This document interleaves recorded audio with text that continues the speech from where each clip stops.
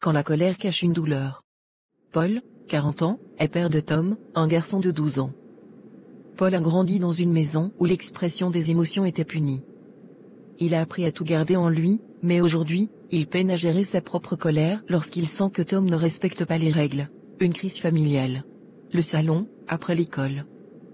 Tom rentre et jette son sac par terre. Combien de fois je t'ai dit de ranger ton sac dans ta chambre? Je le ferai plus tard. C'est pas grave. Paul explose. Pas grave?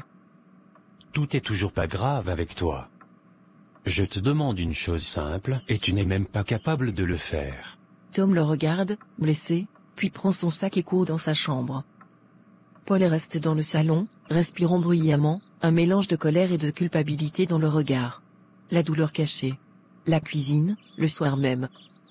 Paul parle avec sa femme, Clara, en préparant le dîner. Tu sais, je crois que tu as été un peu dur avec Tom. Il ne fait jamais ce que je demande. Il se fiche complètement de ce que je dis.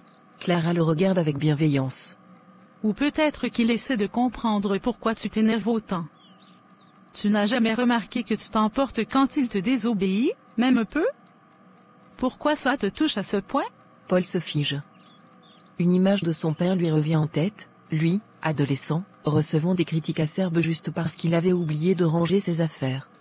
Je crois que je fais comme mon père, et je détestais ça. La réalisation. La chambre de Paul, tard dans la soirée. Paul est seul, feuilletant un vieil album photo. Il tombe sur une image de lui enfant, l'air triste. Je ne voulais jamais devenir comme lui, et pourtant, je reproduis ses réactions. Peut-être que je n'ai jamais appris à réagir autrement. Il décide d'agir autrement et de parler à Tom. Une conversation réparatrice. La chambre de Tom. Paul entre et s'assoit doucement sur le bord du lit. Tom lui tourne le dos. Tom, je suis désolé pour tout à l'heure. Je n'aurais pas dû crier comme ça. Tu étais vraiment énervé. Oui, mais ce n'était pas juste.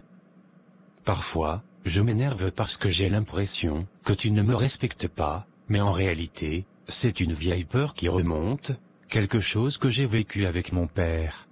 Ton père te criait dessus aussi? Oui. Et je ne veux pas te faire vivre ça. J'ai encore des choses à apprendre, mais je vais essayer d'être plus patient. Moi aussi, je ferai attention. Promis, je rangerai mon sac. La maison, quelques jours plus tard. Tom pose son sac dans sa chambre en rentrant de l'école. Paul le remarque et esquisse un sourire. Chaque jour, je peux choisir de réagir autrement. Tom ne mérite pas de porter mes blessures, il mérite un père qui apprend. Guérir, c'est briser la chaîne, un pas après l'autre.